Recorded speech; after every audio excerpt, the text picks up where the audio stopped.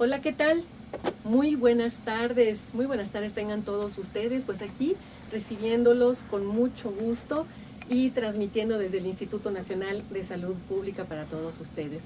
Reciban un muy caluroso y cariñoso saludo de parte de nuestro director, el doctor Mauricio Hernández Ávila, y de nuestra secretaria académica, la doctora Laura Magaña Valladares. Pues bien, como ya saben, y ha sido siempre la dinámica, el día de hoy no estamos exentos, pero con una pequeña modalidad. El día de hoy efectivamente estamos de pompos, de platillos, sacamos la vajilla china, sacamos hasta los cubiertos de plata, los sacamos del día de hoy, porque tenemos unos invitados especiales. El día de hoy vamos a tener una videoconferencia que va a llevar por tema, como ustedes saben, enfermedad renal crónica etapa 5, evidencia epidemiológica y tratamiento nutricional. Si me permiten, voy a ir mencionándolos uno por uno y los vamos a ir presentando para que ustedes vayan conociendo a los ponentes que el día de hoy hacen el favor de acompañarnos. En primer término, bueno, pues tenemos a la doctora Marcia Galván Portillo. Doctora, muchísimas gracias por estar con nosotros. Y pues si me permiten leerles una pequeña cápsula académica, porque bueno, como siempre les digo, son muy modestos y nos escriben nada más lo último que han hecho. Y para que ustedes se den cuenta, pues bueno, ella es licenciada en Nutrición y Ciencias de los Alimentos de la Universidad Iberoamericana, cuenta con una maestría en Ciencias con área de concentración en Salud Reproductiva. Tiene también un doctorado en Ciencias en Epidemiología, ambos por parte de la Escuela de Salud Pública de aquí del Instituto Nacional de Salud Pública de México, aquí de casa. Es investigadora en Ciencias Médicas del Instituto Nacional de Salud Pública, pertenece al Sistema Nacional de Investigadores con el nivel SNI 1. Es presidente del Colegio de Profesores de Salud Sexual y Reproductiva del Instituto, líder de Academia de Nutrición de la Universidad Latinoamericana, Campus Cuernavaca, y vicepresidenta de la Asociación de Nutriólogos del Estado de Morelos. Imparte clases a nivel de licenciatura y posgrados en materias como epidemiología, bioestadística, nutrición del deporte y sistemas computacionales para el cálculo dietético. Ha participado como directora y asesora de tesis del nivel licenciatura y posgrado. Ha publicado más de 15 artículos en revistas indexadas y participado en congresos internacionales y nacionales. Participa como coinvestigador en proyectos de investigación sobre dieta y actividad física en enfermedades crónico-degenerativas.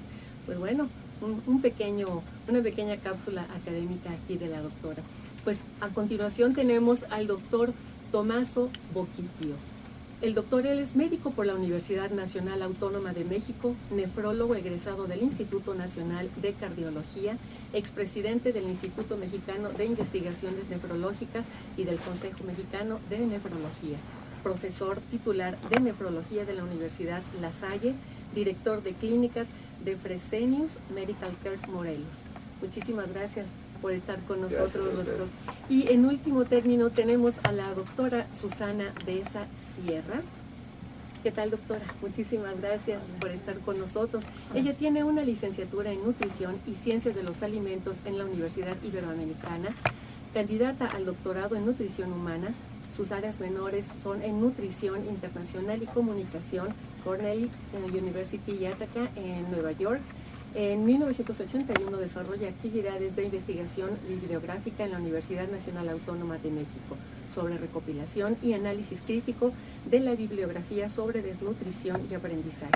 En 1982 es editor científico elaborando cuadernos de nutrición, redacción de 2 secciones en la revista y asistencia a las juntas del Consejo Editorial. En 1982 es consultora en nutrición en la Asociación Americana de Soya con actividades en la recopilación bibliográfica sobre la fortificación de tortillas con soya y redacción del manual.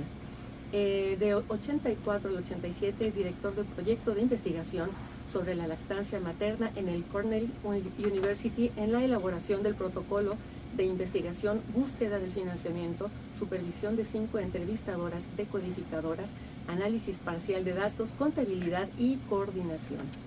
Desde 2010 al 2015 ella lleva planeación, diseño, ejecución y evaluación de protocolos de investigación en el área clínica en insuficiencia renal crónica en el Fresenius Medical Care de México.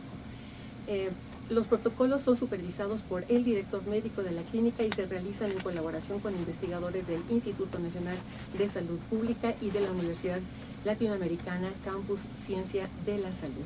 Pues como ustedes ven, tenemos a grandes personajes el día de hoy que nos han hecho el favor de acompañarnos y pues bueno, siempre en colaboración con el Instituto Nacional de Salud Pública.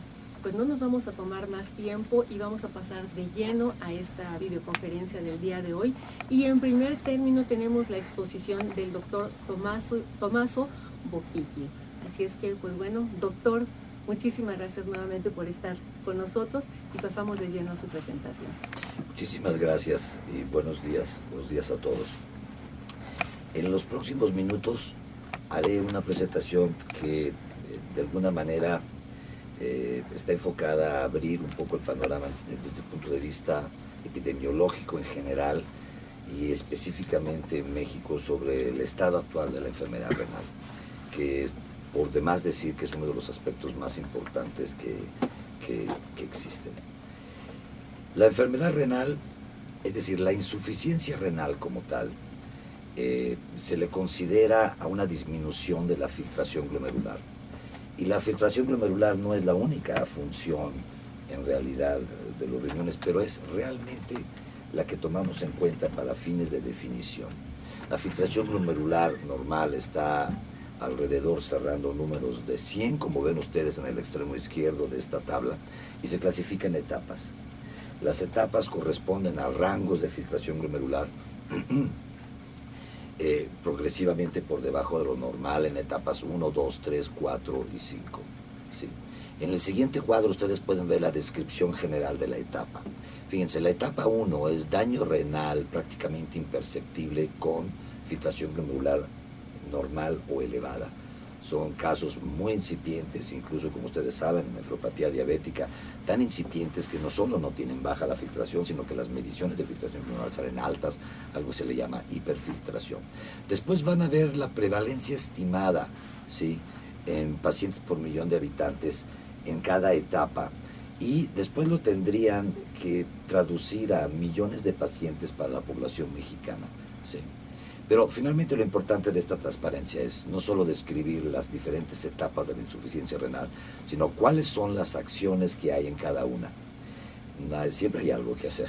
La primera es particularmente importante. En etapa 1 es escrutinio y reducción de riesgos para el desarrollo de insuficiencia renal. Esta es la etapa clave, cumbre, en donde prácticamente se enfocan todas las acciones de prevención primaria de enfermedad, y es por supuesto la más difícil de todas, con la que tenemos mucho más que hacer. La etapa 2, entre 60 a 89, 90 mililitros por minuto, es muy importante hacer el tratamiento, control y diagnóstico de condiciones comórbidas, particularmente hipertensión arterial y diabetes mellitus, reducción y rápidamente instalar medidas de reducción de la progresión y reducción del riesgo cardiovascular. La etapa 3 ya es un daño renal moderado, bien establecido, ¿sí? Ahí comprende entre 30 y 60 mililitros por minuto.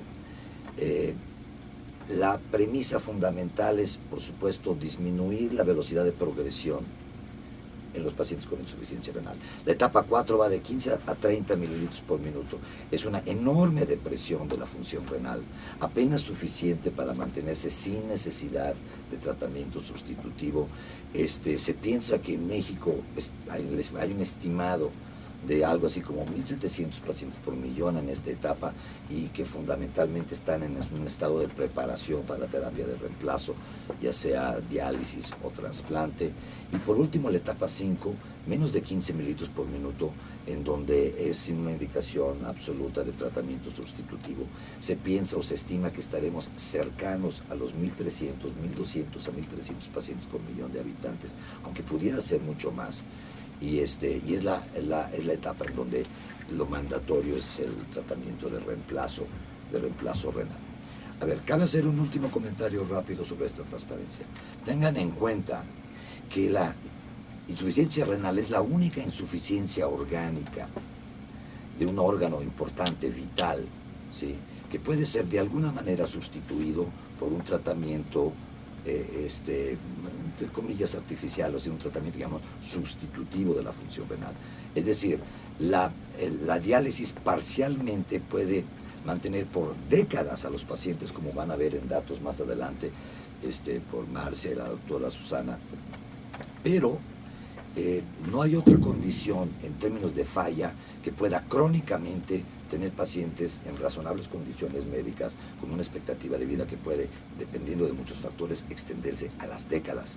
No sucede con la insuficiencia hepática, no sucede con la insuficiencia respiratoria o pulmonar, no sucede con la insuficiencia cardíaca terminal, solamente sucede con la insuficiencia renal. Es por eso la importancia que tiene.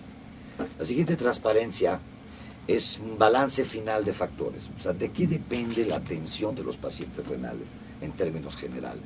Pues depende de una serie de factores que no voy a incidir mucho en ellos, pero que estoy seguro que les van a hacer mucho sentido. La atención del paciente final depende de factores que tienen que ver con tecnología, es decir, con desarrollo de tecnología específicamente en términos farmacológicos y de terapia sustitutiva, diálisis, trasplante, medicamentos.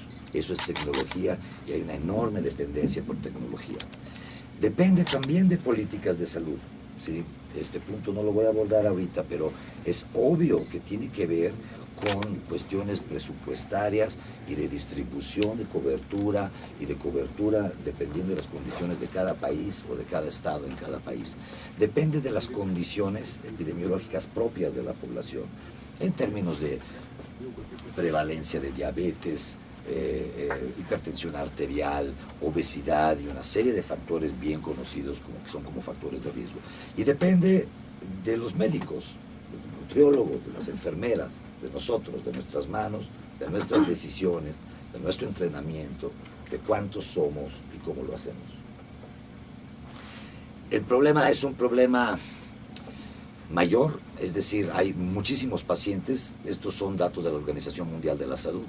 Vean del año 2000 al año 2010 cómo los pacientes, grosso modo registrados en el mundo, se duplican. En el año 2010 se piensa que había algo así como 2 millones de pacientes en insuficiencia renal crónica, en tratamiento dialítico, cualquiera de estos.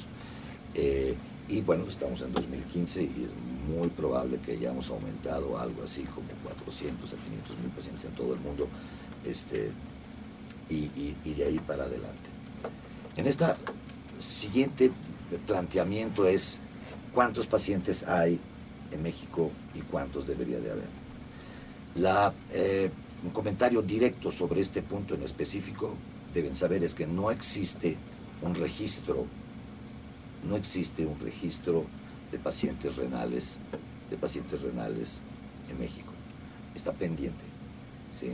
Y fundamentalmente es uno de los pendientes más importantes que hay, como van a ver a continuación. Pero tenemos una idea, tenemos una buena idea, ¿sí? Sin que sea un registro oficial. Vean, uno de los mejores estudios fue hecho en la UNAM hace algunos años, y estos son estimados, es un estudio serio y es uno de los referentes que hay, de los pocos referentes que hay epidemiológicos en México.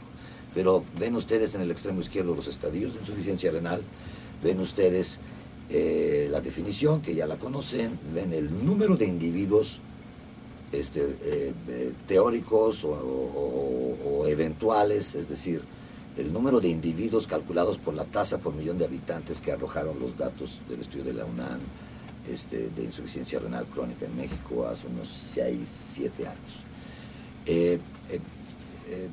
Estamos hablando de más de 6 millones de personas, tomando en cuenta todos los estadios en México.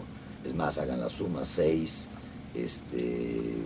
más 3, más 2, más, es decir, los números, prefiero ni siquiera hacer la suma, pero vean el estadio 4 y el estadio 5. Se calcula que prácticamente en pre-sustitución o en requerimiento de sustitución debería de haber en México algo así como 129,000, 130,000 o más pacientes para esto que era 1.233 por millón de habitantes hace años, probablemente sean más el día de hoy, y 179.000 pacientes para algo así como 1.700 por millón de habitantes en estadio 4. Estos son los que debería de haber. No se confundan con las cifras. Esto es lo que debería haber y vamos a contestar cuántos hay y por qué. Sí, perdón. Aquí está. Sí. Estos es del mismo estudio algunas proyecciones, ¿sí? Algunas proyecciones. Y vean, en 2015, de manera proyectada, tomando en cuenta los estudios con los datos, el estudio con los datos originales, debería haber algo así como 160.000 pacientes en tratamiento sustitutivo en México, en etapa 5, ¿lo ven? Es la barra de medio, ¿sí? Se espera para el 20 183.000 y se podría esperar para el 2025 algo así como más de 200.000 pacientes. Entonces, 160.000 pacientes para el año debería de haber, ¿sí? ¿Cuántos hay?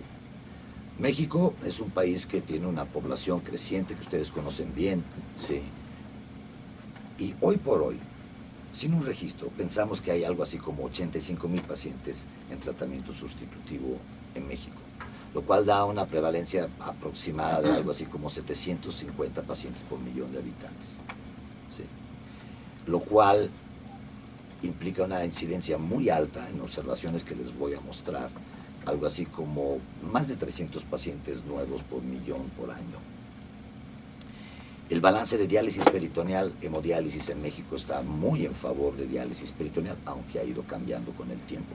Hay pocos nefrólogos y hay muchos habitantes por nefrólogo. Esta es la situación grosso modo real. Contestando una pregunta crítica, que es un punto de discusión, la primera pregunta sería, ¿cuántos debería haber? Algo así como 160.000. ¿Cuántos estamos atendiendo? Algo así como 85.000.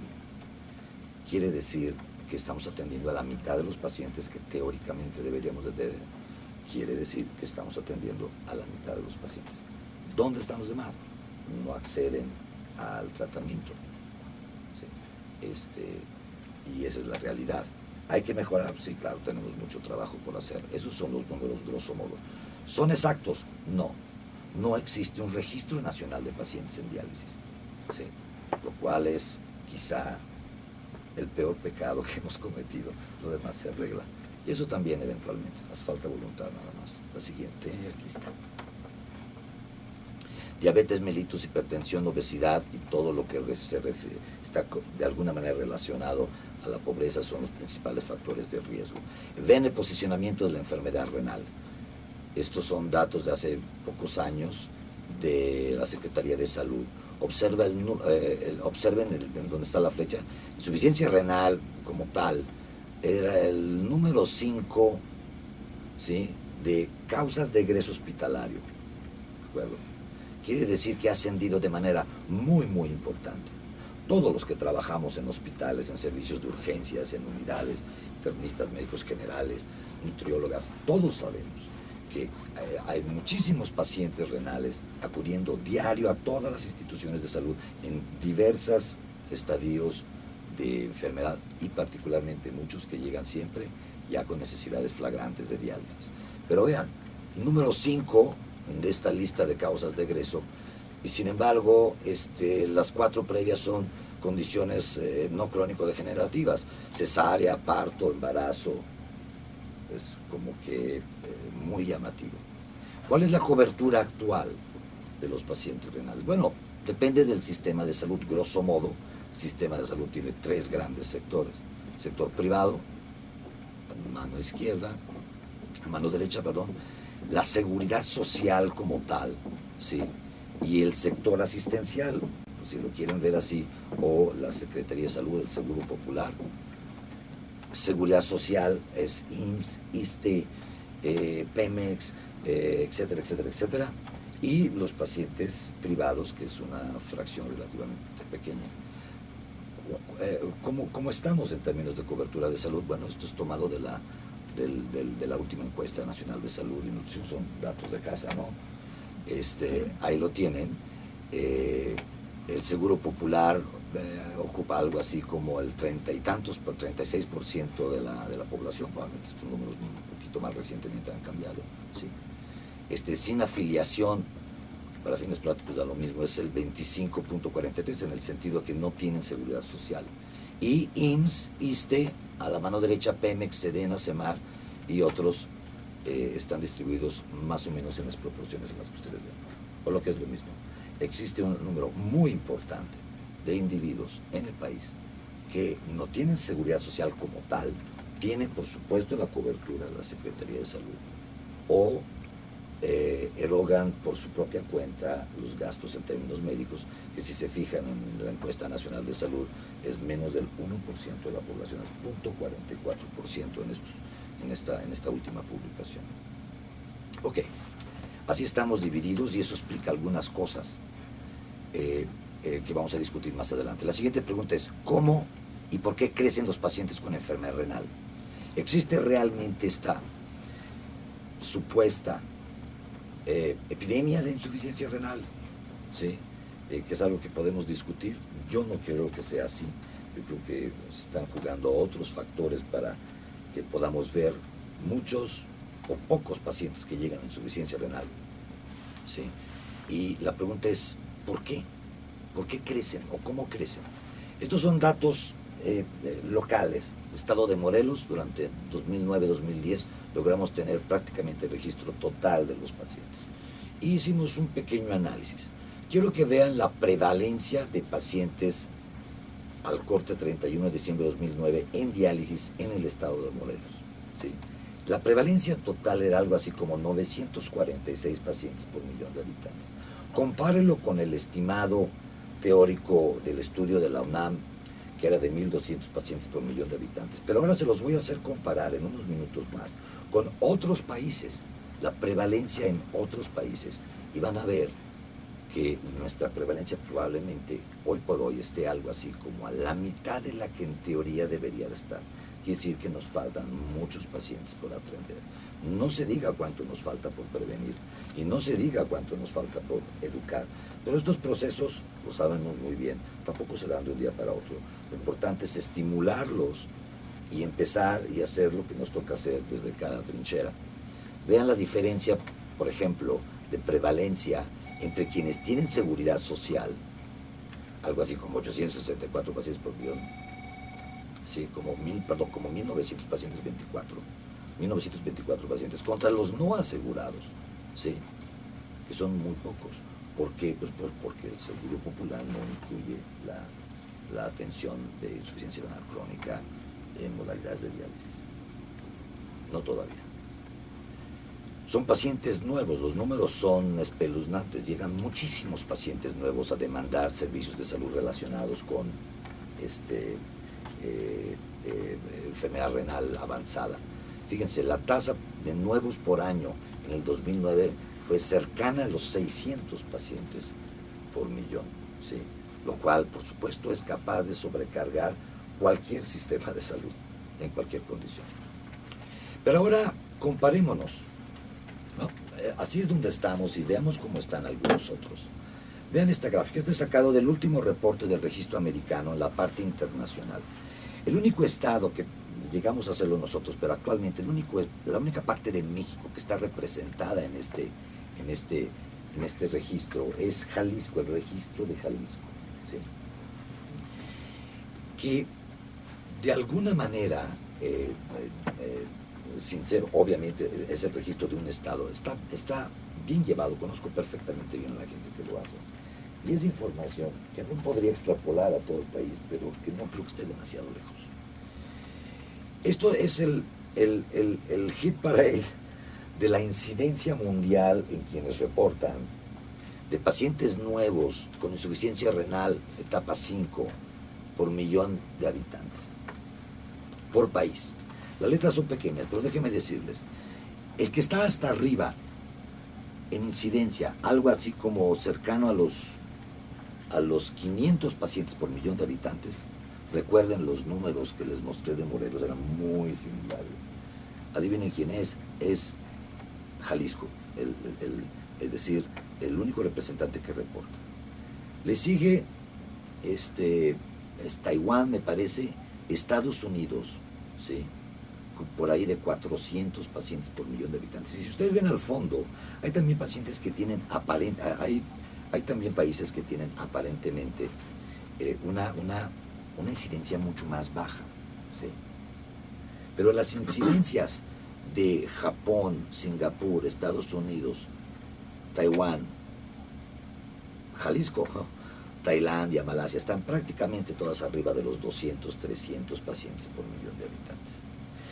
Esto hay que analizarlo con cuidado y lo voy a tratar de abordar en las próximas transparencias. Esto es el porcentaje de pacientes incidentes, es decir, nuevos por año, que llegan a insuficiencia renal etapa 5 a requerir diálisis o lo que sea, por diabetes, ¿sí?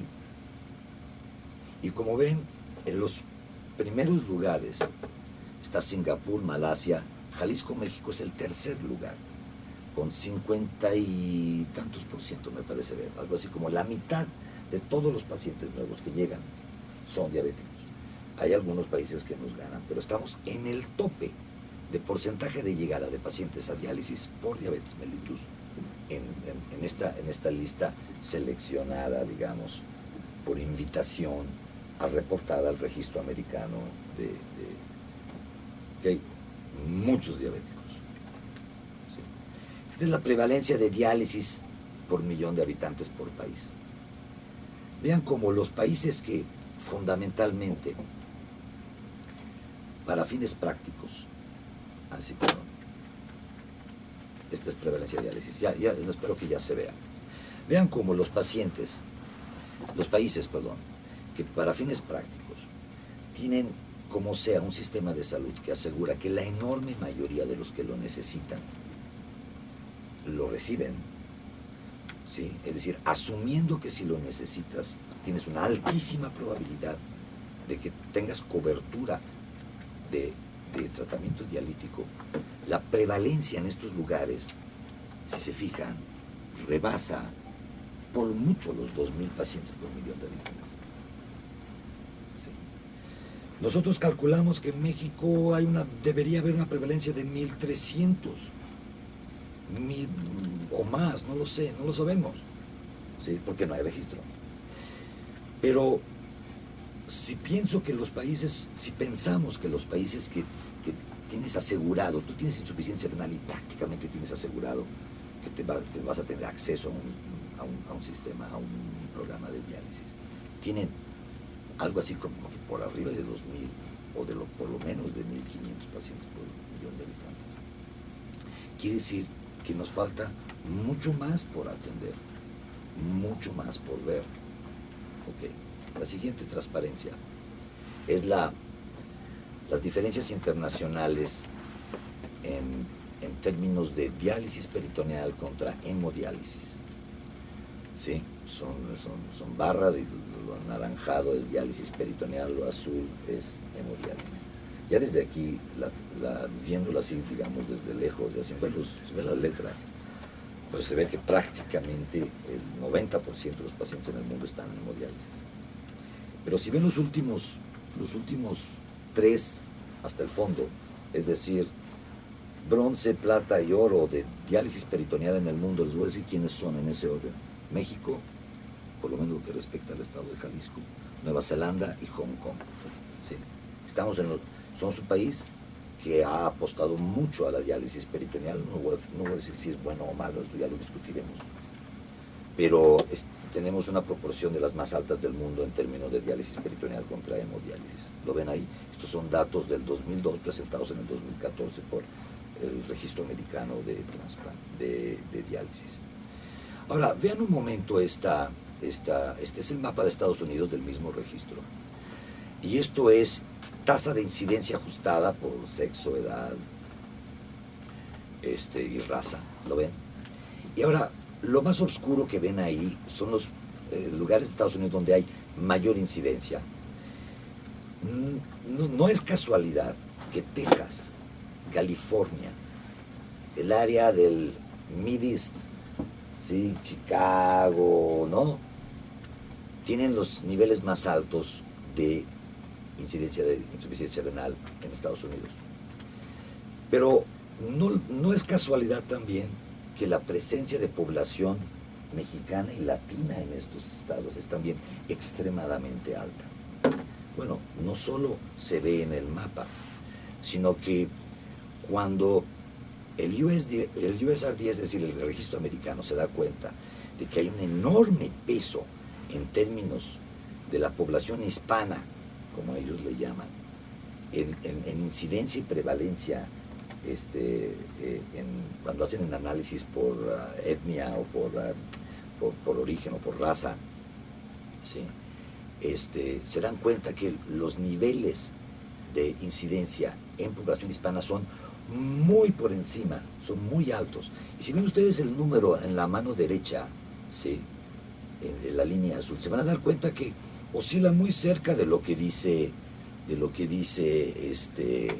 registro de Jalisco y lo que nosotros registramos en el estado de Morelos. Y estamos hablando de más de 500 y pico pacientes por millón de habitantes nuevos al año que llegan con etapa 5 de insuficiencia renal, o sea que requieren tratamiento sustitutivo. ¿Sí? Pero no es casualidad el mapa. Si vemos el mapa en términos de prevalencia, pues está prácticamente calcado del anterior. Las mayores prevalencias de tratamiento sustitutivo en los Estados Unidos pues son prácticamente los mismos estados que tienen una altísima densidad de población hispana. ¿Okay? ¿De qué más depende el tratamiento? Pues el tratamiento además depende de las políticas de salud. Estoy tratando de seguir el esquema original que les mostré. Y aquí pues no hay mucho que decir. Esto es información fantástica de la Organización Mundial de la Salud, de hace algunos años, en donde pone la prevalencia de pacientes recibiendo terapia sustitutiva, lo ven en el eje de las 10, el RRT, ¿sí? Pacientes por millón, lo ven 250, 500, 750, etc. Contra el Producto Interno Bruto per cápita. ¿Sí? Punto. Todos los puntitos rojos, ¿sí? Son países que ellos llaman de ingresos medios, middle income. Ahí estamos nosotros, no sé cuál sea, pero por ahí estamos, en esa mancha. Y todos los puntos blancos, abiertos, las bolitas blancas, son países con ingresos altos per cápita. Entonces, sin duda hay una relación entre recursos y atención de enfermedad, sin duda. Y bueno, obviamente esto se debe repetir para muchas otras condiciones. Entonces, esto también explica cuántos hay, en qué están, porque esto es variable y tiene que ver también con aspectos económicos y de políticas de administración de recursos en salud. ¿Okay? México no hay registro. En algún momento tratamos de extractar la información que está, pero para fines prácticos, los números que tienen que recordar, que creo que son incluso un poquito, en el mejor de los casos, debería haber algo así como 1.200, 1.300 pacientes por millón de habitantes, y estamos atendiendo pues probablemente la mitad en términos de... Y luego hay pocos nefrólogos, habemos pocos nefrólogos. En México, exactamente en el centro, y compárenlo con las otras gráficas sin insistir mucho, Argentina, Uruguay, Puerto Rico, y nosotros estamos ahí estamos, junto a Nicaragua, Esto ha cambiado, hay más nefrólogos ahora, ha habido un discreto aceleramiento de la formación de especialistas en el país, pero aún así estamos no en los niveles más altos en términos latinoamericanos, como pueden ver aquí. Ahí estamos. Sí. ¿Qué es lo que hay que hacer? Pues hay que hacer muchas cosas. ¿Quiénes tienen que hacer? Pues todos. ¿Sí? El gobierno, las asociaciones nefrológicas, enfermeras técnicos y tantos profesionales, nutriólogas, por supuesto, tantos profesionales asociados a esto. la industria asociada al tratamiento, es decir, los proveedores de tecnología, las organizaciones que están enfocadas a civiles, no gubernamentales, que apoyan todo esto y que hay en México, por supuesto. Y la sociedad civil, el ciudadano común, que debe saber muchas cosas. ¿Sí? ¿Qué es lo que ha ido mejorando y que cada vez intentamos más? Pues bueno, pues algo, prevención primaria, educación para la salud. Se necesitan continuar con grandes campañas nacionales de prevención, escrutinio, detección temprana, formación de recursos humanos en el segundo punto de la tabla. Va aumentando. La flecha final quiere decir que pienso que va aumentando, porque no hay mucha manera de pedirlo, pero bueno. Prevención secundaria, detección poblaciones de alto riesgo, reducción de la progresión. Cada vez hay más información, cada vez hay más personas, y médicos y profesionales de la salud y autoridades que estamos conscientes de la importancia de la prevención. ¿Qué más habría que hacer? Habría que la P grande en status, que es decir, pendiente. Primero debe haber un órgano rector del tratamiento y las políticas de atención a pacientes con insuficiencia renal, obviamente en el seno de la Secretaría de Salud. Debe hacerse lo antes posible un registro nacional de enfermedades renales, porque como dice ahí, lo que no se mide no se controla. Y por supuesto, pues generar esquemas cada vez más amplios, más incluyentes de oferta de terapia de reemplazo, incluyendo trasplante, por supuesto, que implica cuestiones más complejas en términos administrativos. Sí. La enfermedad, sin duda, la enfermedad renal es prioritaria para las políticas de salud de todos los países.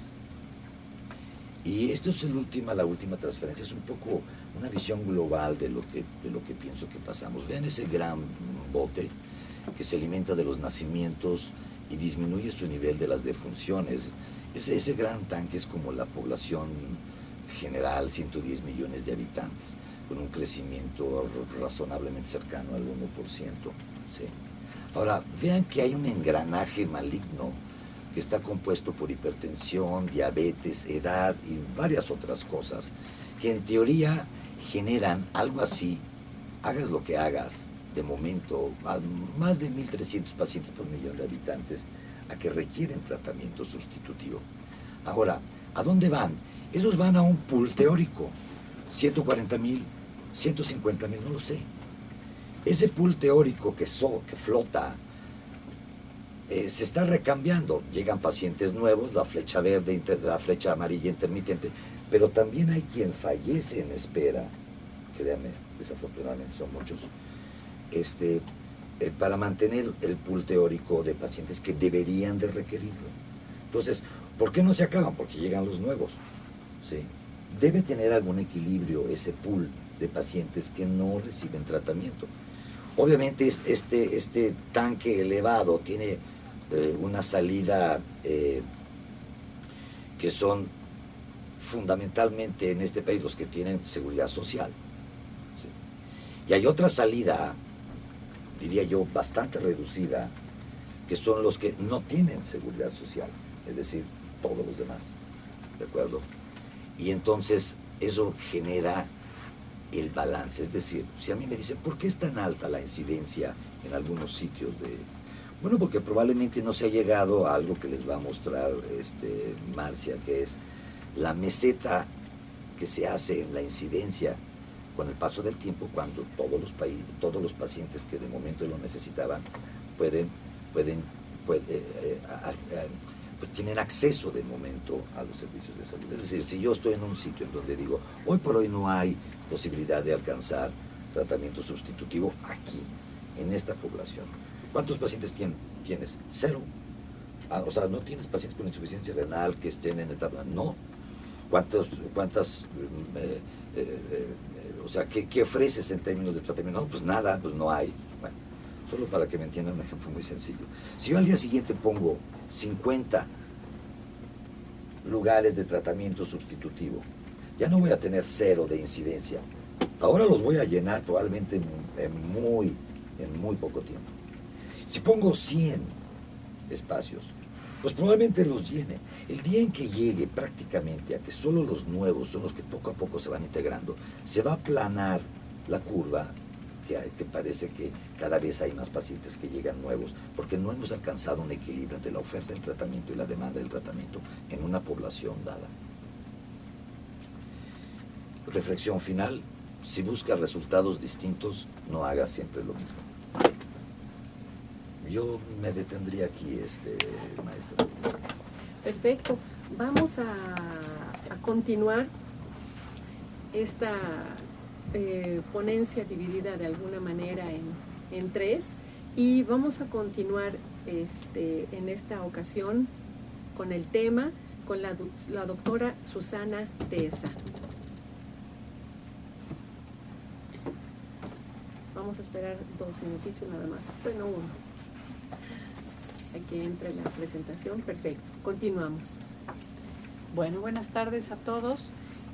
El doctor Boquiquio ya habló de algunas de las funciones del riñón y yo quisiera mencionar algunas otras que tienen que ver con la alimentación que van a requerir estos pacientes.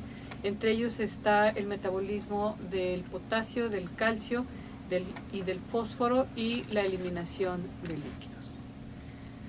Esta es una diapositiva similar a la que ya han visto, en donde se clasifica la insuficiencia renal en diferentes etapas, y para el tratamiento nutricional de los pacientes se dividen en etapas 3 y 4, reciben un tipo de tratamiento que vamos a hablar ahorita más adelante, y la etapa 5 recibe otro tratamiento nutricional diferente.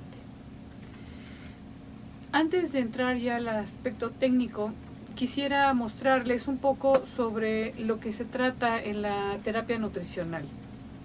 Antes que nada se tiene que hacer un tamizaje del paciente, su evaluación del estado de nutrición y ver qué parámetros de laboratorio tenemos. Hay que darle el diagnóstico y las recomendaciones nutricionales, que pueden ser generales o pueden ser individualizadas, y desde luego un seguimiento. El seguimiento es para lograr un reforzamiento en las conductas y la corrección, sobre todo, del mal apego a las recomendaciones. Y más adelante voy a hablar un poquito más del apego. Bien, ¿qué queremos lograr con la terapia nutricional? Pues prevenir el deterioro, que no continúe avanzando. También tenemos que incidir en la calidad de vida y la función física, la capacidad física de los pacientes, y tratar de disminuir la morbilidad y la mortalidad. Nos vamos a enfocar básicamente a energía, proteína, agua y minerales. Y como les había comentado, vamos a dividir las recomendaciones en etapas. Estas serían las recomendaciones para pacientes de etapas 3 y 4, en las que va a recibir el paciente una alimentación normocalórica, de preferencia hipoproteica, es ligeramente alta en hidratos de carbono, y se hacen restricciones leves de líquidos, sodio, potasio y fósforo. Y como ya comentó el doctor Boquiquio, pues es importante el control de las comorbilidades con las que ya llega el paciente. Desde el punto de vista de la distribución del gasto energético total, los hidratos de carbono aportan aproximadamente el 60% de la energía total, las proteínas el 10% y los lípidos la diferencia. Estas son las recomendaciones emitidas por las guías Kadoki, en las que se especifican las cantidades de kilocalorías recomendadas por kilogramo de peso, las proteínas, sodio, potasio y fósforo. Y vamos a ir viendo un poquito a detalle algunas de ellas. En el caso de la dieta hipoproteica, se recomiendan alrededor de 0.6 gramos por kilogramo de peso. Y aquí puse un pequeño cálculo. Si tenemos un paciente con un requerimiento de 1.400 kilocalorías diarias, con un peso de 60 kilos, y calculamos que el 10% de esta energía se le va a aportar en forma de proteínas, son 140 kilocalorías, dividido entre 4, 35 gramos de proteína. O si multiplicamos el peso del paciente, 60 por 0.6, nos dan 36 gramos de proteína. Y se dice que la mitad de este aporte proteico tiene que estar dado por proteína de alto valor biológico, que equivaldría a alrededor de 75 gramos de carne diarios, suponiendo que el paciente no va a tomar leche, ni huevo, ni ningún otro alimento de origen animal. En cuanto a la restricción de líquidos, la mayoría de los pacientes continúan tomando líquidos en forma normal. Algunos traen diuréticos prescritos y si hay edema, pues sí se restringe el líquido para disminuir un poco el edema. Esta es la recomendación de sodio, ahí desapareció el título, pero en general se recomiendan 3.000 miligramos para aquellos pacientes que no presentan edema, que equivale a consumir media cucharadita de sal a la hora de que cocinan sus alimentos, y se eliminan obviamente todos los alimentos altos en sodio. Cuando hay presencia de edema o de hipertensión, pues únicamente se dan 2.000 miligramos, y en el caso de la hipertensión pues hay que agregar en muchos de los casos antihipertensivos. En relación al fósforo se recomiendan 700 miligramos al día, que prácticamente es la misma recomendación para la población general, y del potasio 4.600. Aquí lo que hay que asegurar es que el aporte de potasio sea suficiente, que no sea menor a porque también nos ayuda al control de la hipertensión. Y como ya habíamos comentado, pues la dieta además se tiene que adecuar a algún padecimiento adicional que presente el paciente, diabetes, anemia, cáncer, en fin. Estas serían las recomendaciones en etapas 3 a 4, y vamos a continuar con las de etapa 5, que son las que ya requiere el paciente una sustitución renal, y aquí las vamos a dividir en dos, dependiendo del tipo de tratamiento que recibe el paciente. Puede ser diálisis peritoneal o hemodiálisis, y si ustedes observan, aquellos pacientes que están en diálisis peritoneal, prácticamente no hay ningún cambio en relación a la etapa anterior. La única diferencia es que aquí la dieta no es baja en proteínas, sino alta. Y en el caso de los pacientes con hemodiálisis, aquí sí requieren un control mucho más estricto, tanto de líquido, sodio, potasio, fósforo, y una ingestión de proteína muy alta. Como los pacientes en hemodiálisis son los que requieren un poquito más de atención, la mayoría de los comentarios adicionales se van a enfocar a esto, pero aquí les puse la gráfica de lo que requiere el paciente en cuanto a calorías, tanto en peritoneal como en hemodiálisis es prácticamente lo mismo. Proteína es igual, 1.2 a 1 gramos por kilogramo de peso al día. Si el paciente cursa con peritonitis, que es una complicación muy común en la diálisis peritoneal, pues hay que aumentar un poco más. Y la mitad de estas proteínas, en ambos casos, tiene que ser de alto valor biológico. El potasio es prácticamente igual, 4.600 para ambos, y el fósforo está un poco más restringido en hemodiálisis. Bien, una de las cosas que hay que controlar más en estos pacientes es el agua y el cloruro de sodio. Y aquí la recomendación va a depender del volumen urinario del paciente. Aquellos que presentan anuria o oliguria pueden tomar prácticamente 3/4 de litro de líquidos, y su alimentación no debe de llevar ninguna sal adicional, ni siquiera en la preparación de los alimentos. Si el paciente orina más de 500-600 mililitros, puede consumir la misma cantidad de líquidos que él orina, y la restricción de sodio ya no es tan estricta, puede cocinarse con media cucharadita de sal. ¿Qué es esto del control de líquidos? Bueno, si un paciente puede tomar 3/4 de litro de líquido en todo el día, están incluidos todo tipo de líquidos, no nada más el agua, sino también refrescos, jugos y cualquier otro alimento como caldos, café, té, atoles, hielo, gelatinas y paletas. Entonces la restricción sí es fuerte. Los pacientes a veces no les es fácil lograrla, y Algunos tips que se les dan es que pueden refrigerar su agua, pueden masticar chicle, chupar limón, hacer buches de agua, en fin, algunos tips: refrigerar su fruta y cuando tienen necesidades, tienen sed, pues tomar su fruta fresca y eso les calma un poco la sed.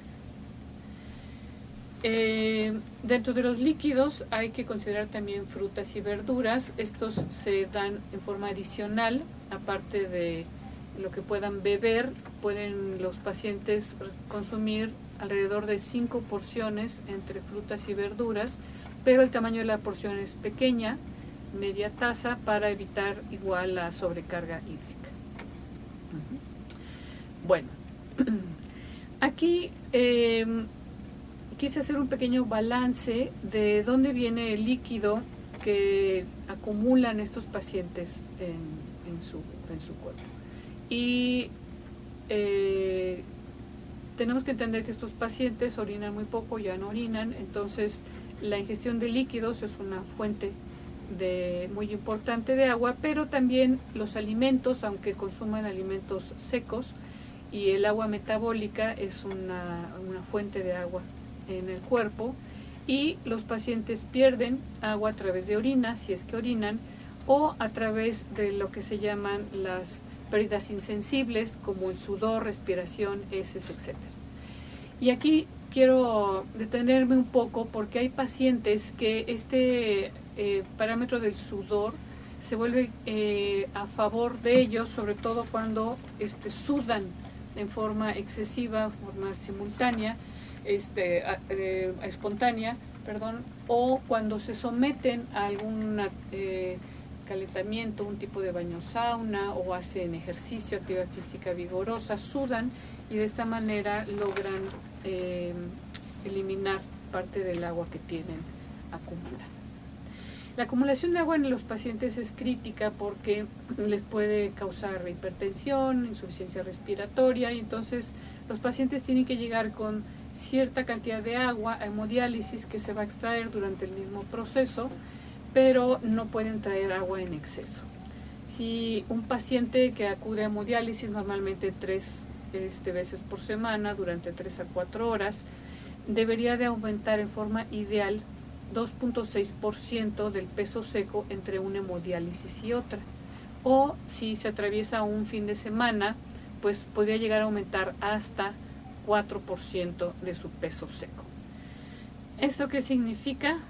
Bueno, hay un pequeño chistecito de un señor que se está pesando y dice: cielos, peso lo mismo que una persona de 2,40 metros, tengo que crecer urgentemente. Bueno, nuestros pacientes desafortunadamente ya no crecen, entonces sí tenemos necesariamente que controlar la cantidad de líquido. Y puse un pequeño ejemplo de cómo se calcula, y esto le ayuda mucho al paciente para saber con cuánta agua acumulada llega. Ellos saben cuánto líquido ingirieron, y entonces de esa manera van como modulando la cantidad de agua, y desde el momento en que llegan se les pesa al inicio y al final de su tratamiento. Ellos ya saben cuántos kilos traen adicionales de líquido y si vienen bien o si vienen excedidos.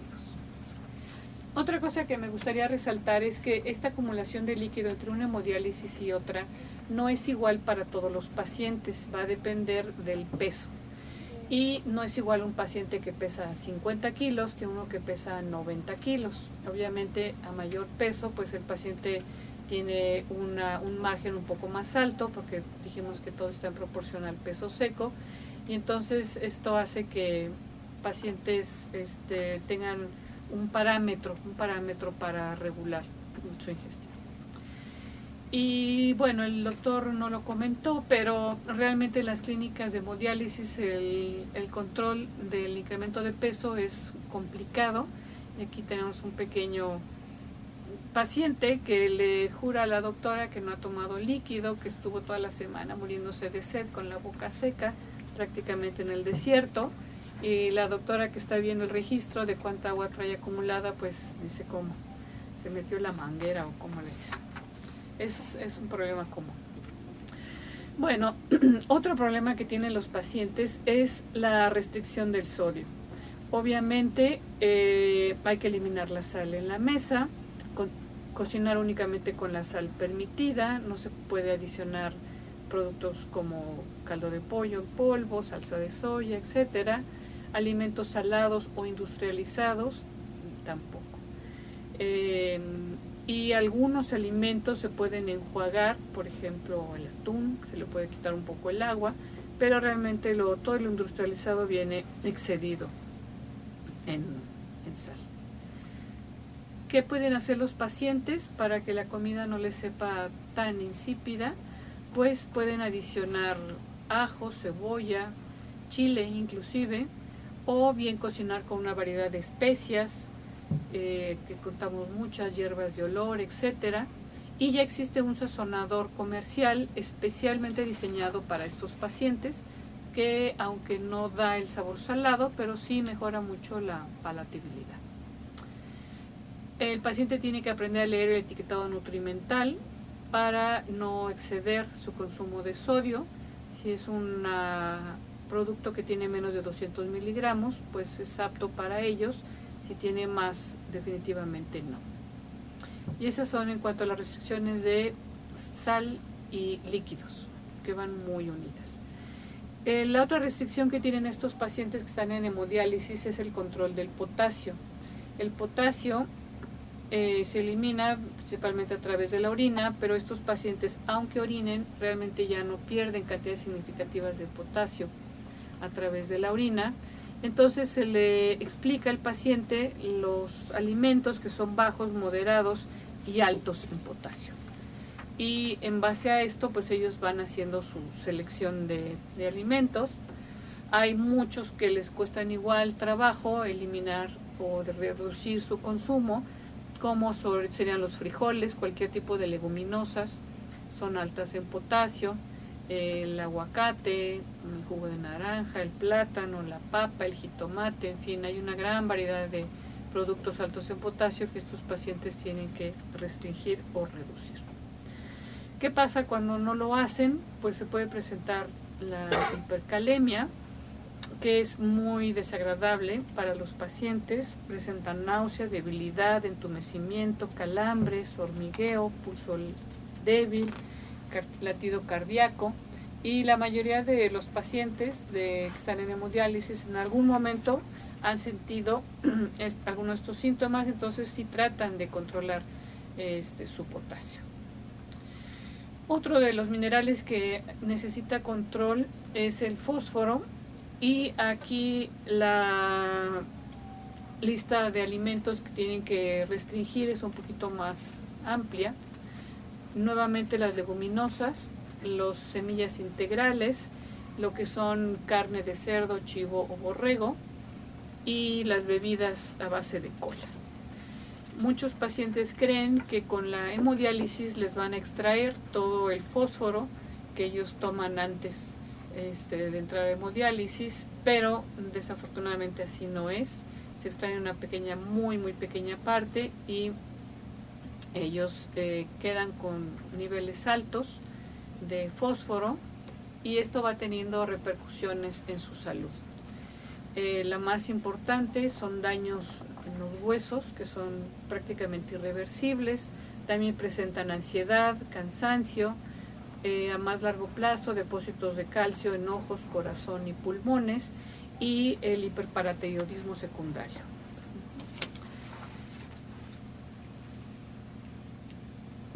Ok. Y la última parámetro es proteínas. En el caso de proteínas, es al revés. Los pacientes no están en una dieta restringida, sino al contrario, es una dieta hiperproteica. Si consideramos que una persona normal sin ningún padecimiento requiere 0.8 gramos por kilogramo de peso de proteína, estos pacientes requieren de entre 1.2 y 1.4. Nuevamente, la mitad de esta proteína tiene que ser aportada por alimentos de origen animal, que son los que contienen alta calidad biológica, y el resto por alimentos de origen vegetal. La proporción de nutrimentos aquí varía. del gasto energético total de un paciente, el 50% aproximadamente lo van a aportar los hidratos de carbono, el otro 20% las proteínas y 30% de lípidos. Nuevamente les puse un cálculo y aquí es el mismo paciente, 1400 kilocalorías de gasto energético total, peso de 60 kilos.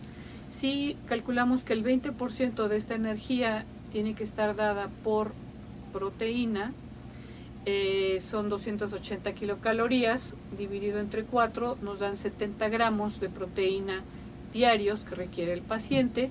Si lo hacemos multiplicando el peso del paciente por 1.2 nos dan los mismos 70 gramos y esto equivale a la mitad de esta proteína con aporte de alto valor biológico, tendrían que ser 150 gramos de carne aproximadamente.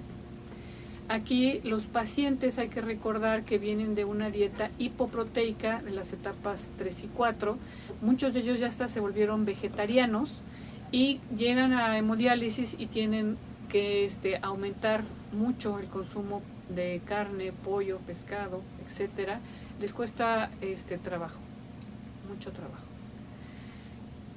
Los alimentos de alto valor biológico que pueden consumir son únicamente carne de res, pollo sin piel y sin grasa, pescado y claras de huevo.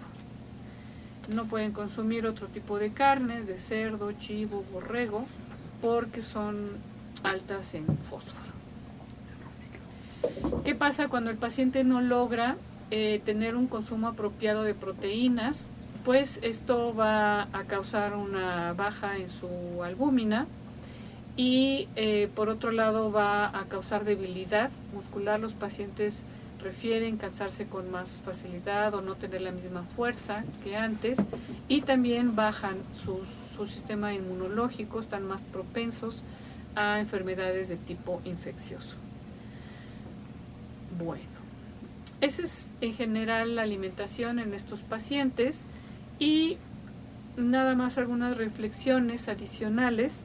En el caso del monitoreo de nutrición, pues tenemos que asegurarnos que el paciente tenga un consumo adecuado de alimentos, que sus laboratorios estén dentro de los parámetros recomendados, su peso corporal igualmente. Y hay que vigilar el estado clínico, eso es lo que hay que estar controlando nuevamente sus comorbilidades, tratar de que su calidad de vida sea la mejor posible y ver la supervivencia, que la doctora Marcia nos va a hablar un poco de esto, es algo muy interesante. Y por otro lado, el paciente también va a requerir de mucho apoyo psicológico, va a requerir del cuidado de la familia, va a requerir de una situación económica estable, no tiene que ser abundante, pero sí estable, y el paciente va a pasar también por una etapa de duelo o pérdida que nos va a ocasionar muchos problemas que vamos a ver más adelante. ¿Qué pasa con aquí en México? Pues el paciente no tiene la cultura de la salud, no nos cuidamos, en casa no aprendimos buenos hábitos o no siempre, o estilos de vida saludables. Los mexicanos pensamos que nuestros excesos en la alimentación, en la bebida, pues no tienen repercusiones y los pacientes llegan y dicen, bueno, pues yo de algo me tengo que morir y hay que disfrutar la vida. Y esa es una de las razones por las cuales las recomendaciones nutricionales no llegan a un buen apego y desafortunadamente con todas las consecuencias que ya vimos. Bien. Y adicionalmente, estos pacientes, como viven con la familia, si la familia no logra hacer como una empatía con el paciente y le siguen preparando su alimentación con sal o al revés le dan una alimentación muy insípida, desabrida, poco apetecible, pues el paciente pierde el apetito, abandona la dieta o cae en depresión. La depresión es un problema muy fuerte en estos pacientes y es algo que hay que tomar en cuenta. ¿Qué retos tenemos? Pues el paciente se encuentra inmerso en un ambiente en el que va a requerir de mucha fuerza de voluntad, va a requerir de motivaciones para vivir, del apoyo de su familia, va a requerir un cuidador primario de excelencia si es que requiere un cuidador o si no él convertirse en su cuidador, y va a tener necesidad de médicos, enfermeras, nutriólogos, en general personal de salud que sean un poco educadores, que les expliquen a los pacientes cuáles son las razones por las cuales tienen que llevar ese tratamiento, sus medicamentos, ese plan de alimentación, etcétera, para de esta manera lograr un mejor apego. Bueno, pues por mi parte eso es todo. Muchas gracias. Muchísimas gracias, doctora Susana Deza. Vamos a pasar a la parte final de esta presentación de enfermedades renal crónica, etapa 5, evidencia epidemiológica y tratamiento nutricional. Y de esta parte va a estar encargada la doctora Marcia Galván Portillo. Vamos a esperar un momento que esté cargada la presentación.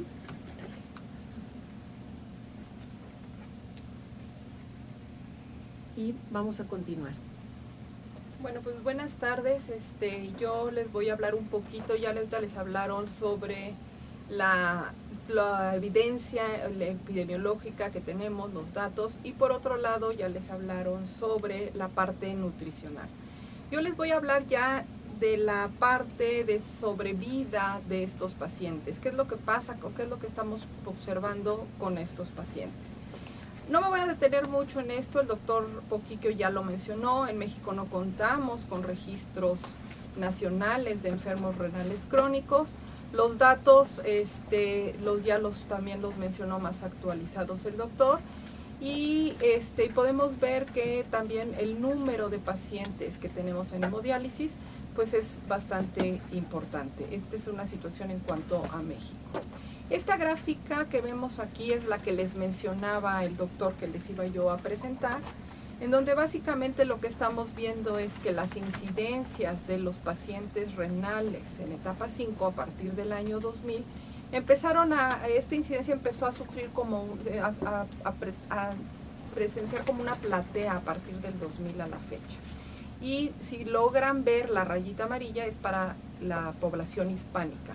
Esto, como ya también lo mencionó, puede deberse a que finalmente en Estados Unidos el número de terapias que se les están ofreciendo pues ya también ha ido aumentando, y por eso es que no han ido aumentando el número de pacientes en insuficiencia renal. O sea, lo seguimos ahí teniendo, pero es un número muy importante. Las rayitas que tienen la bolita quiere decir el incremento que ha habido a lo largo de los años, y como podemos observar, a partir del 2010 al 2012, estos son datos hasta el 2012, no ha habido un incremento en el porcentaje de pacientes a lo largo de los años, sino que se ve una pequeña tendencia como que ha ido disminuyendo. Sin embargo, no nos confundamos, o sea, no quiere decir que no estamos teniendo nuevos casos de pacientes con insuficiencia renal en etapa terminal. Aquí vemos, por ejemplo, ya por número de pacientes, pero los pacientes en hemodiálisis, y vemos cómo finalmente también ha ido aumentando. Simplemente que esa velocidad con la que han ido aumentando los pacientes ha ido disminuyendo. Aquí podemos ver la raya amarilla, son aquellos pacientes que se encuentran en hemodiálisis, y esa ha ido aumentando en los últimos años también. En cuanto a las prevalencias, esto es efecto de lo mismo que estamos viendo. Estas sí han ido aumentando. ¿Por qué? Porque finalmente al aumentar las incidencias, al tener casos nuevos, pues van a aumentar también nuestro número de casos prevalentes en hemodiálisis o en insuficiencia. Este es en insuficiencia renal general, y vemos cómo en los últimos años ha habido un incremento importante. Aunque la velocidad de crecimiento también ha ido de la mano con la incidencia, pues ha ido disminuyendo. No quiere decir que otra vez que no sigamos teniendo nuevos pacientes, los tenemos, pero se les está dando a lo mejor más tratamiento y por eso es que ha ido un poco, la prevalencia va aumentando, ya que estos pacientes pues los podemos, como también comentó al inicio de la conferencia el doctor, es el único o de las pocas enfermedades que al darles la terapia restitutiva podemos tener un mayor tiempo de sobrevida. Por eso es que estas prevalencias pues van a ir en aumento, siempre las vamos a ir encontrando en aumento. Y aquí vemos lo mismo de las prevalencias, pero ya por diferentes tipos de tratamiento restitutivo. Tenemos, y pues pueden observar, la segunda raya de arriba hacia abajo, que es la amarilla. Tenemos a los pacientes en hemodiálisis y vemos cómo finalmente estos pacientes siguen aumentando. O sea, ¿qué quiere decir? Que tenemos más pacientes que están requiriendo de hemodiálisis para poder tener una mayor calidad de vida, poder seguir sobreviviendo y que por lo tanto pues tenemos que tener mayor atención en poder brindarles. O sea, estos datos son en Estados Unidos. En México, como también ya mencionó el doctor, pues no tenemos muchos datos de qué es lo que está sucediendo, pero de que definitivamente en este país siguen aumentando los casos y que tenemos que darles terapia restitutiva es un hecho y tenemos que ver qué es lo que estamos haciendo. Aquí podemos ver también la sobrevida a 5 años, son 60 meses, de los pacientes y podemos ver que en los pacientes en diálisis el 40.4% de los pacientes en diálisis sobreviven hasta los 5 años. Quiere decir que un número importante de pacientes, el resto, no están llegando quizá a sobrevivir hasta los 5 años. Entonces tenemos que ver qué es lo que pasa con estos pacientes.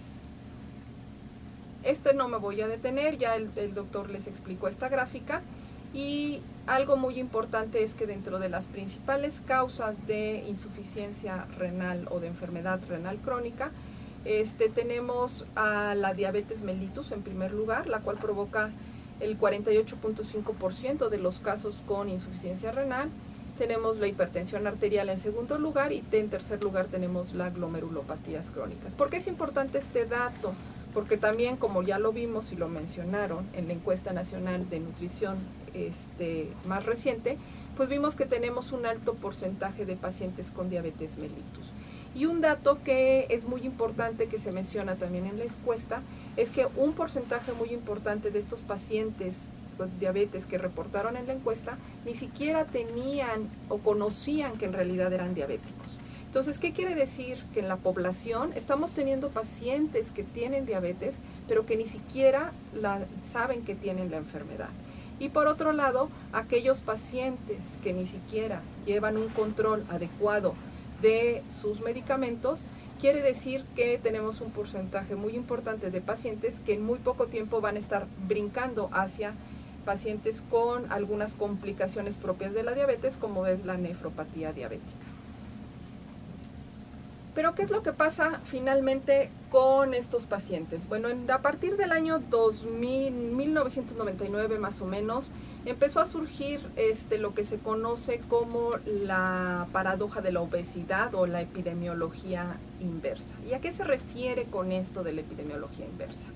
Resulta que en la población general hay una disminución de la esperanza de vida debido a un incremento en la masa grasa o la obesidad, la cual nos lleva a una inflamación y a una mayor mortalidad. O sea, ¿qué es lo que pasa con los pacientes crónicos? Pues lo que se ha visto es que este incremento en la masa grasa lleva a una mejor prognosis o a una mayor sobrevida en estos pacientes. ¿Y a qué nos estamos refiriendo?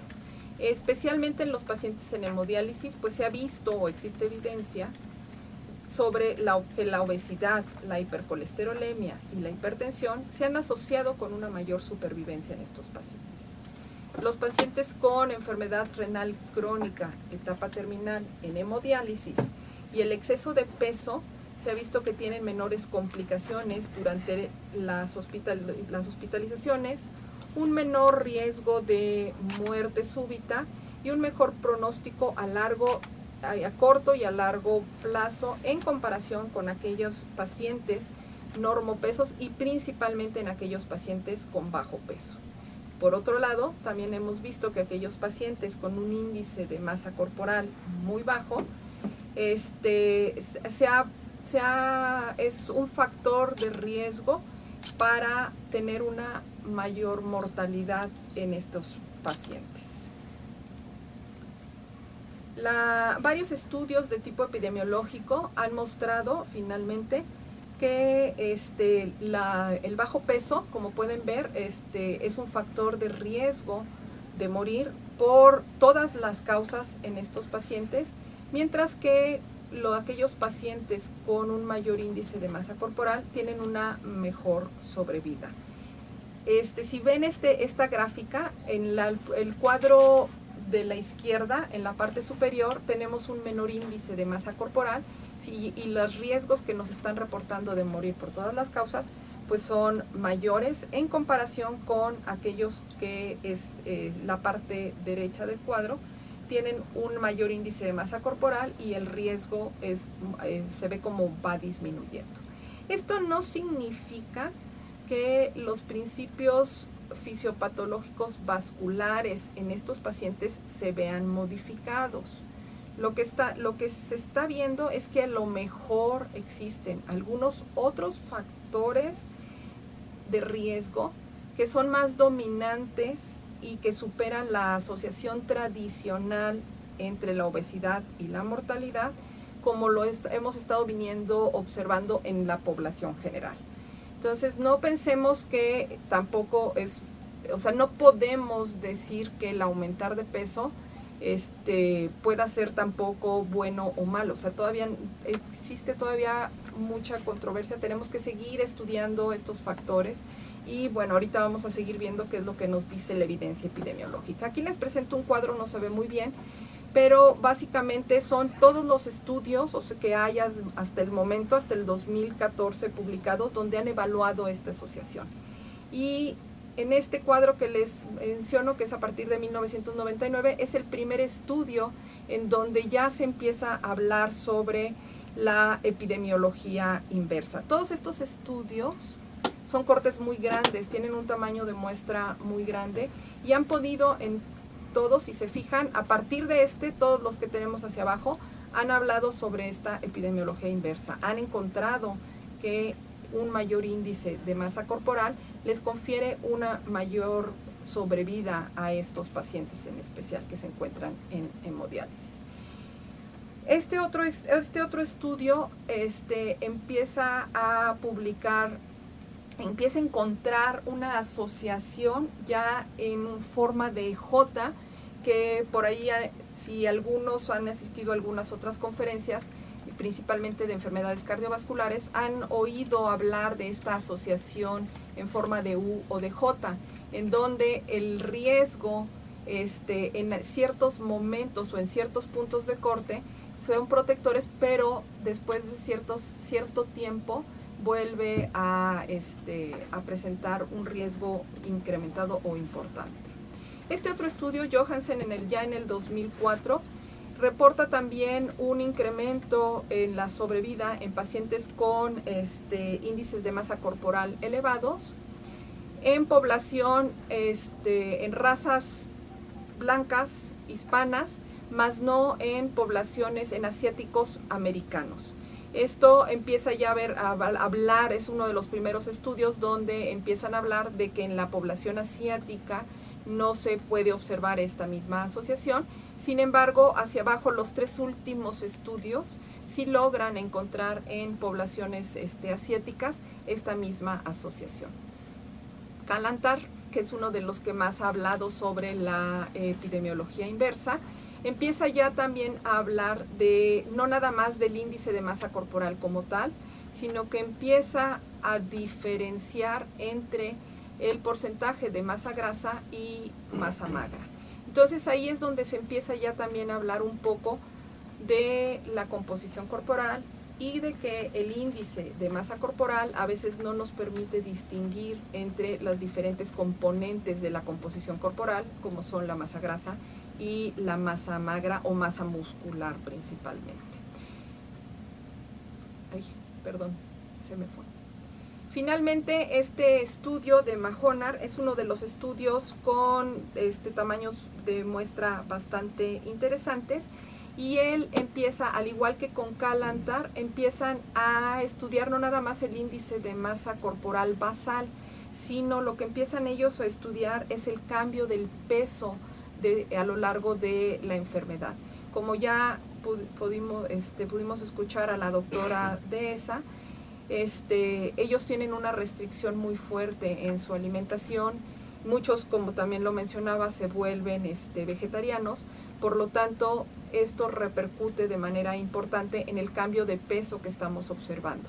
Además de que recordemos que estos pacientes tienden también a retener líquidos, lo cual también al momento de tomarles el peso tenemos que tener mucho cuidado para saber si es el peso con la retención de líquidos o después que lo que se llaman en este medio como el peso seco. Entonces también ahí tendríamos que ver qué es lo que está difiriendo. A pesar de que todos estos estudios han reportado una epidemiología inversa, pues en ese aspecto tienen como muchas diferencias, por eso es que muchas veces es un poco difícil poderlos comparar. Pero independientemente de todo esto, se ha controlado por factores como son la edad, la raza, los niveles socioeconómicos. La mayoría de ellos han encontrado finalmente que sí hay algo está pasando con estos pacientes, que el índice de masa corporal elevado les está confiriendo una mayor supervivencia a estos pacientes. ¿Qué es lo que pasa en México? Yo les voy a presentar los resultados de un estudio longitudinal que tiene un seguimiento a 17 años. Y esta es una muestra de 2.326 pacientes, son casos incidentes de insuficiencia renal crónica en etapa 5 en hemodiálisis. Y es me voy a regresar tantito al cuadro, si se fijan en la tercera columna, está medio difícil leerla, pero bueno, ahí viene la referencia. La tercera columna nos indica el seguimiento de todos estos estudios. El estudio cuyo seguimiento más largo fue de 6 años. Todos estos estudios no reportan más allá de 6 años. Nosotros estamos reportando 17 años y queremos ver qué es lo que está pasando con con estos pacientes, con estos datos. Fue un estudio donde incluyó a personas mayores de 18 años que tuvieran más de 3 meses en hemodiálisis y que no tuvieran ningún diagnóstico de insuficiencia renal aguda. Para ello empezamos con una corte de 4.118 casos y con estos criterios de inclusión nos quedamos para nuestro análisis con una corte de 2.326 pacientes. Aquí vemos que la media de edad entre los que sobrevivieron y no sobrevivieron hubo una diferencia estadísticamente significativa. Eran más grandes aquellos pacientes 7 años, casi 8 años, de los que no sobrevivieron. Teníamos casi el mismo porcentaje de hombres y mujeres. Tuvimos diferentes niveles de escolaridad, Tuvimos básicamente el mayor porcentaje tenían educación básica. No hubo diferencia en cuanto al sistema de salud al que pertenecían, y lo que sí es importante mencionar es que el diagnóstico primario de los que no sobrevivieron, tanto de los que sobrevivieron como de los que no sobrevivieron, era muy fuerte, pero de los que no sobrevivieron fue el 60%. Entonces otra vez la diabetes mellitus está ahí teniendo un factor muy importante.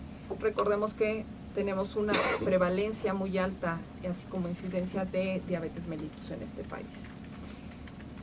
La talla fue más o menos la misma, no tuvimos diferencia. El peso, como pueden ver, sí hubo una diferencia estadísticamente significativa, tuvieron menor peso aquellos que no sobrevivieron. Y en cuanto al índice de masa corporal, también tuvieron menor índice de masa corporal aquellos que no sobrevivieron. Y bueno, el número de hemodiálisis también hubo diferencia, ya tenemos de 2 a 3 sesiones a la semana, y podemos ver que dentro de los que tuvieron 2 sesiones a la semana tenemos casi un 62% que no sobrevivieron. Mientras que en los que llevaron 3 sesiones a la semana, el número de fallecimientos fue mucho menor que los que sobrevivieron. Entonces también nos está diciendo que la terapia, otra vez, es un factor que nos permite tener una mayor sobrevida en estos pacientes. Aquí tenemos que a los 5 años, el 50% de nuestros pacientes sobrevivió 63.7 meses. Si recuerdan, en la tabla que les presenté de Estados Unidos, el 40.4 sobrevivía 60 meses. Aquí están viviendo el 50%, 63.7 meses. Y tenemos que a los 10 años sobreviven el 30.6%, y hasta los 15 años estamos teniendo una supervivencia del 23% de nuestros pacientes. Por edad, bueno, ya lo sabemos, aquellos pacientes con mayor edad tienen un peor pronóstico que aquellos pacientes más jóvenes. Ellos tienen un mayor pronóstico. Aquí lo vemos entre 4 grupos de edad que estamos reportando. No hay nada diferente a lo que se reporta en el mundo. Y aquí tenemos por diagnóstico de diabetes mellitus, tenemos a nuestros pacientes que tienen un diagnóstico de diabetes mellitus, es la raya roja. El 50% sobrevive solamente 54 meses. Mientras que aquellos pacientes que no tienen un diagnóstico inicial de diabetes mellitus, el 50% sobrevive casi el doble de meses. En relación al índice de masa corporal, aquí tenemos a aquellos pacientes con índice, déjenme identifico aquí cuál es, pero en nuestros pacientes con índice de masa corporal normal, podemos ver que el 50% sobrevive el 75.7 meses, mientras que aquellos pacientes con un bajo índice de masa corporal solamente sobreviven el 50%, solamente sobreviven 52.2 meses. Nuestros pacientes con sobrepeso, el 50% sobrevive alrededor de 54.7 meses. Y una vez más, nosotros también estamos encontrando que aquellos pacientes con obesidad están sobreviviendo casi el 83.6 meses. Entonces, finalmente, estos datos nos están demostrando que, al igual que muchas de las publicaciones que acabamos de ver, pues también el índice de masa corporal en nuestros pacientes está ahí ejerciendo algún efecto en tener una mejor sobrevida en nuestros pacientes. Aquí ya les estoy mostrando algunas razones de riesgo para que nosotros encontramos en nuestros pacientes. Aquí tenemos a toda nuestra corte y vemos que aquellos pacientes que sí tuvieron un diagnóstico inicial de diabetes mellitus tuvieron 1.38 veces más riesgo de morir en comparación con los que no tuvieron un diagnóstico inicial de diabetes. Lo tenemos por grupos de edad y vemos que aquellos jóvenes que tuvieron un diagnóstico de diabetes mellitus tuvieron 2.51 veces más riesgo, mucho mayor que la población general. Y conforme vemos los grupos de edad, déjenme ver si puedo lograr que nada más pase uno. Para el siguiente grupo de edad, que es de 30 a 49 años, también tenemos un riesgo de 1.75, mucho menor que los más jóvenes. Para el grupo de edad de 50 a 69 años es de 1.39. Y para los más grandes, que es de más de 70 años, no encontramos asociación finalmente. Se ve ahí un riesgo podríamos pensar que es protector, pero si vemos el intervalo de confianza, pues no hay asociación estadísticamente significativa, por eso podemos hablar de que no hay asociación. Pero lo más interesante de todo esto es que, como habíamos visto, los jóvenes tenían una mejor sobrevida. Sin embargo, al tener un diagnóstico de diabetes mellitus inicial, son los que tienen un mayor riesgo de morir por todas las causas, este grupo de edad de los más jóvenes. ¿Qué es lo que está pasando? Sería cosa de seguir investigando cuáles son los factores o cuál es el mecanismo biológico que les está confiriendo ese mayor riesgo en comparación con los menos jóvenes. Por otro lado, hablando de la asociación del índice de masa corporal, aquí tenemos los pacientes con bajo peso y vemos cómo en todo momento aquí, en los diferentes tiempos de seguimiento, siempre aquellos que tuvieron un bajo peso, al inicio, esto es al inicio de la terapia restitutiva o de la hemodiálisis, siempre tuvieron un riesgo estadísticamente significativo de morir por todas las causas. En el caso de los pacientes con sobrepeso, vemos que durante los primeros 5 años de seguimiento, el tener el sobrepeso les confería una ventaja estadísticamente significativa, o sea, morían menos, es casi, mientras que ya a partir de los 15 años, a partir de los 10 años ya no encontramos ninguna asociación, pero a los 15 años ya el tener sobrepeso les daba un mayor riesgo de morir por todas las causas. Sin embargo, no fue estadísticamente significativo en el caso del sobrepeso, pero sí fue a los primeros 5 años, este efecto protector sí se presentó en los primeros 5 años.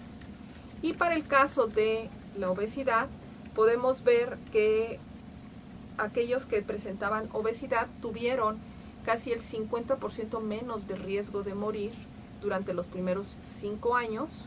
Esto fue estadísticamente significativa, pero ya después de los 5 años, la obesidad ya se volvió como un factor de riesgo para morir, con un riesgo sumamente elevado, como podemos ver en esta gráfica, a los 15 años.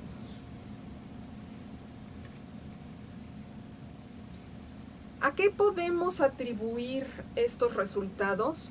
Hay muchas explicaciones biológicas. Se mencionan como potenciales mecanismos fisiopatológicos. A la fecha se sigue estudiando cuáles podrían ser los posibles mecanismos fisiopatológicos. Uno de los que más se habla es el desgaste proteico energético e inflamación. No voy a hablar ahorita de él porque tengo otra diapositiva donde lo explico un poco más claro. Les voy a mencionar algunos otros, como es la discrepancia temporal entre factores de riesgos competitivos, el cual nos habla de que existen algunos riesgos que son más fuertes a corto plazo, que están ejerciendo este efecto sobre la mortalidad por todas las causas, que los efectos de la obesidad. En la bibliografía podemos encontrar que este síndrome de desgaste proteico energético y la inflamación lo consideran o lo llaman como el fast killer, como un asesino rápido. ¿Qué quiere decir? Que está actuando este desgaste proteico energético y esta inflamación, están actuando en estos pacientes durante los primeros 5 años en los que se les está dando este tratamiento de hemodiálisis, y que por lo tanto los efectos que vemos en la población general de la obesidad no está dando tiempo a que se nos presenten. Por eso es que a lo mejor podríamos pensar que esta gráfica en la que vemos ese incremento de riesgo de morir por todas las causas en los obesos después de los 5 años, a partir de los 10 años o los 15 años, podría estarse explicando por este efecto. No lo sabemos, todavía hay que comprobarlo. Se habla también de un sesgo de selección durante la progresión de la enfermedad renal crónica. ¿A qué se refiere con este sesgo de selección? Como ya lo mencionó también el doctor Boquiquio, 2/3 partes de nuestros pacientes están muriendo por problemas cardiovasculares muchísimo antes de llegar al tratamiento por hemodiálisis. ¿Qué es lo que pasa? Que entonces aquellos que sí están llegando ya al tratamiento por hemodiálisis podrían estar teniendo algunas características o algún perfil genético o metabólico que les está permitiendo resistir más los problemas cardiovasculares al inicio o en la fase o en el periodo de prediálisis y poder llegar hasta el tratamiento de hemodiálisis. Y por eso se habla también de un sesgo de selección con estos resultados, porque a lo mejor estos pacientes tienen algo que los hace ser los sobrevivientes finalmente y llegar a la terapia de hemodiálisis. Se habla también del atrapamiento en el tejido graso de las toxinas urémicas.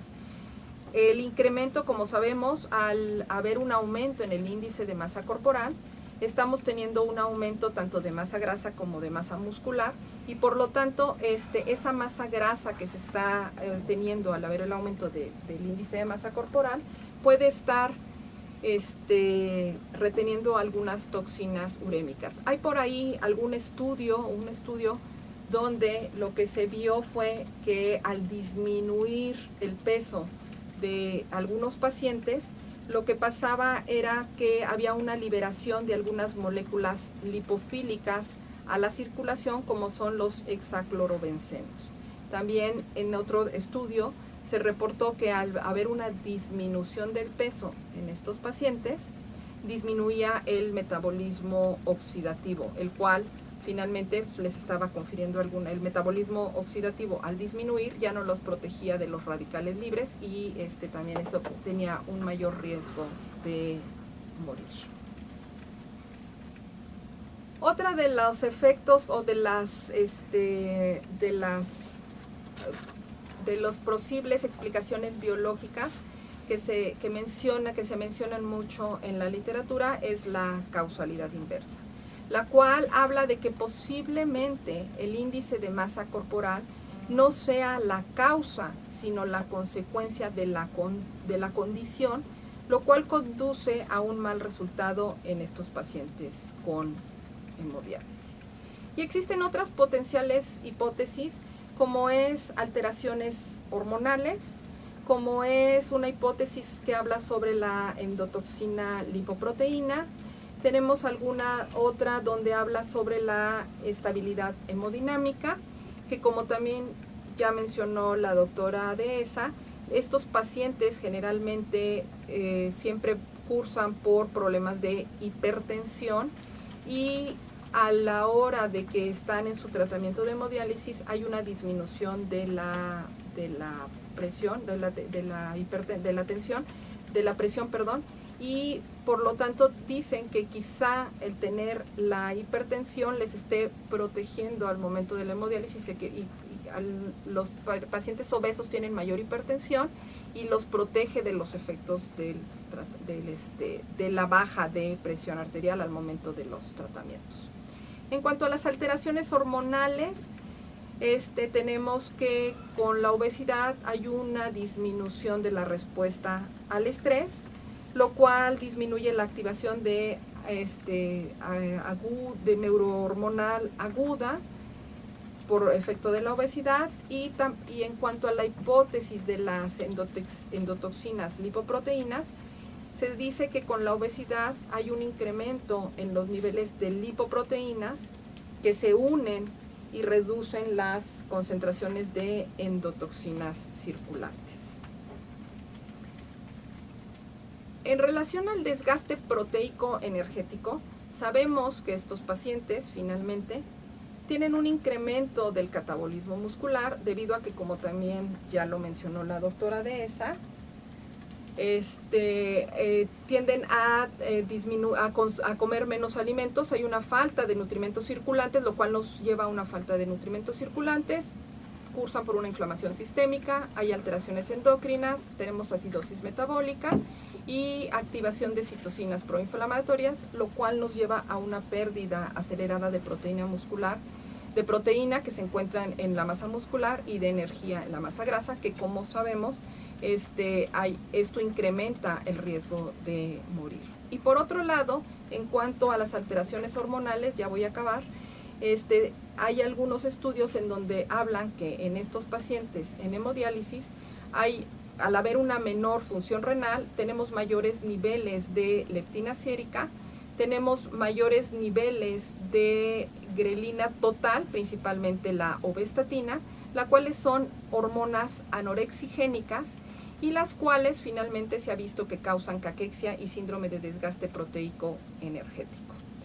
El cual finalmente en pacientes con bajo peso o con bajo índice de masa muscular se presenta mucho este tipo de síndrome y por lo tanto es que vemos que son los que tienen un mayor riesgo de morir.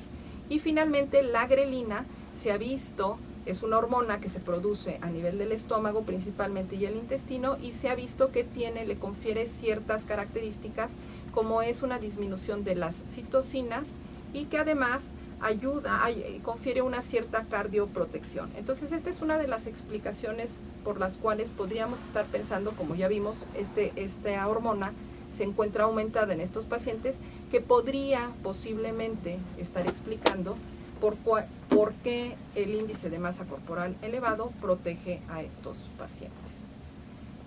Por mi parte es todo. Espero no haber hablado muy rápido y que me hayan entendido. Gracias, muchas gracias.